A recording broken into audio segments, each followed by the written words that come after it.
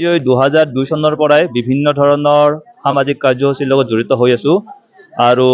আজিও অসম বিজ্ঞান আৰু প্ৰযুক্তিবিদ্যা পৰিষদৰ তৰফৰ পৰা আমি শুশ্ৰূষা এনজিঅ'ই আমাৰ কোকৰাঝাৰ জিলাত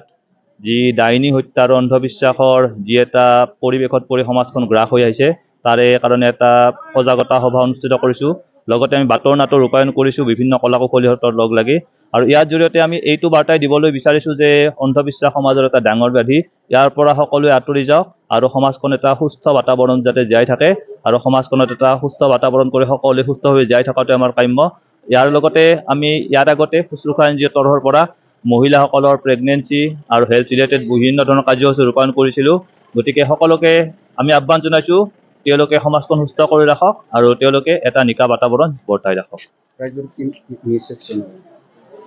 বিশেষকৈ এই যিটো ডাইনী হত্যাৰ অন্ধবিশ্বাস প্ৰথাটো মহিলাসকলৰ মাজত বিশেষভাৱে প্ৰচলিত হৈ আছে। তো তেওঁলোকে এই ব্যাধিৰ পৰা আঁতৰি অহাটো আমি বিচাৰিছোঁ আৰু আমাৰ যিসকল দুষ্ট চক্ৰ আছে তেওঁলোকে এটা প্ৰলোভনৰ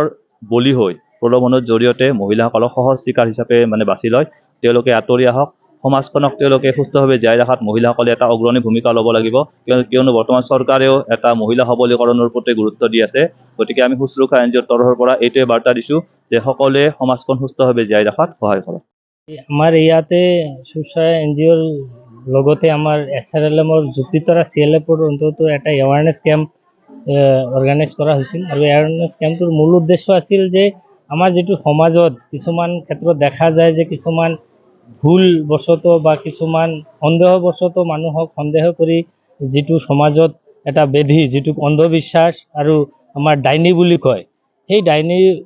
প্ৰচেছটো যাতে আমাৰ বন্ধ হয় আৰু সেই বন্ধ হোৱাৰ কাৰণে সমাজৰ প্ৰতিজন মানুহে যাতে এই প্ৰচেষ্টাৰ লগতে আমাৰ এই সমাজখন যাতে ভালদৰে ৰাখিব পাৰোঁ আৰু সমাজৰ প্ৰতিজন নাগৰিকে যাতে সমাজৰ প্ৰতিটো বস্তুই অংশগ্ৰহণ কৰি লগতে এই অন্ধবিশ্বাসৰ প্ৰলোভনত নপৰি যাতে সমাজৰ প্ৰতিটো কামত আগবাঢ়ি আহি আৰু লগতে সমাজৰ যি প্ৰগ্ৰাম হওক যিকোনো ক্ষেত্ৰতে হওক মানুহখিনিক যাতে সজাগ কৰি তোলা যায়, লগতে মানুহখিনিক যাতে প্ৰতিটো ক্ষেত্ৰতে যাতে অংশগ্ৰহণ কৰে। লগতে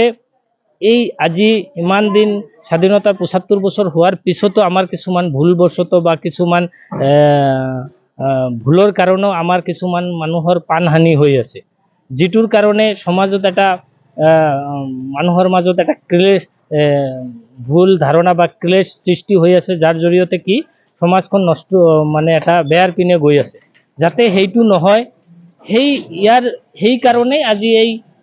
SRLMৰ লগতে আমাৰ শুশ্ৰূষা এনজিঅ'ৰ যোগেদি যি এৱাৰনেছ কেম্প এটা পতা হৈছিল, যাৰ মূল উদ্দেশ্যই আছিল যে সমাজৰ অন্ধবিশ্বাস আঁতৰ কৰা, লগতে সমাজখন যাতে ভালদৰে ৰাখিব পাৰোঁ, সমাজৰ প্ৰতিজন মানুহে যাতে প্ৰতিটো ক্ষেত্ৰতে যাতে আগবাঢ়ি আহি ভালদৰে সমাজখন গঢ়িব পাৰোঁ, সেইখিনি আছিল আজিৰ এই প্ৰগ্ৰামৰ মূল উদ্দেশ্য।